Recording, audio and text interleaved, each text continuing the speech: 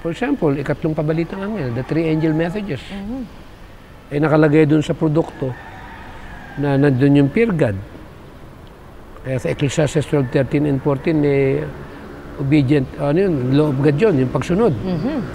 Tapos pinaliwanag ni Miss White, ang ganda yung fear God and give glory.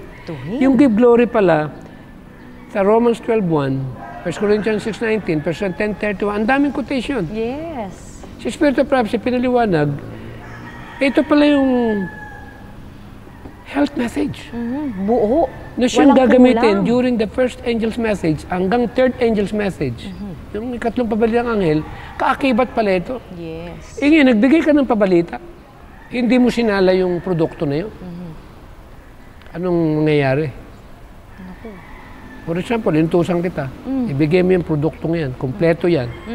May judgment dyan, may law of God dyan, may law of nature dyan. Ang ginawa mo, namili ka lang. Doon ka lang doon sa mensahe na hindi mo sinama yung, di ba meron tayong investigative judgment? Yes. Na kasalukuyan ang Panginoon doon sa banal sanctuaryo at hahatulan ka sang-ayon doon sa unang pabalitang anghel na yung fear God and give glory to Him. For example, hindi mo ibinigay yung produkto na kumpleto, na buo. Ano kaya sa tingin mo? Eh di kulang ako, Dok. Para kang si Mahuhusgahan ako ng kulang ako. Alam mo, si Jonas, eh, nung inutusan ng Panginoon na mangaral, eh, ano nangyari sa kanya? Lumihis siya ng ibang daan. Eh, ano nangyari nga Tumakas nung siya. lumihis? Eh, ibinalik siya ng Panginoon. Eh, paano nga? Napakahirap ng pagbabalik niya. Oo, Dok. Ikaw ba naman ikulong ka dun sa malaking For isda? example, hindi mo ginagawa yung health message, tinamaan ka ng cancer. O dapat ba natamaan ka ng cancer? Hindi. Eh nakalagay na, cancer, tumor, and inflammatory diseases are largely caused by meat eating, less eating. So yung point na, iintayin mo pa ba na dumaan ka pa rin sa mabibigat? Katulad ng misis ko. Hindi, Dok.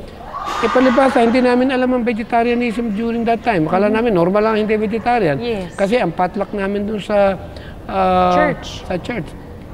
Eh, Normal lang ang flesh normal eating. lang. Oo. O nagkaroon siya ng breast tumor. Ako, hypertension. I was weighing 185 pounds. Dumaan muna kami doon. Na hindi naman dapat saan kaming dumaan doon. Pero naging blessing sa amin. Alam mo kung bakit? Doon kami nagsimula na nangako na ganun lang pala kadali yan. Yes. Sumunod ka lang Susunod sa ethos lang. of health, mag-vegetarian ka, Amen. you will be all right. Amen. And that is good news. Yes, that's really Minsan good tayo news. mga Adventist, gusto nating dumaan pa tayo. Hindi naman ibig sabihin iniwanan ka ng Panginoon. Totoo, Dok. Pero gusto mo ba na, paano kung namatay ka? Oo. Tapos sisisihin Paano mo ang kung Panginoon. kamatay mo, inatake ka sa puso, biglang namatay ka, paano kaya ito? At nung inatake ka sa puso, kumain ka ng bulalo. Ay, mabigat ito. Maganda na yung maging marangal Yes. na tayo hindi makasama doon sa mga nagdadanas ng kahirapan. Totoo, Dok.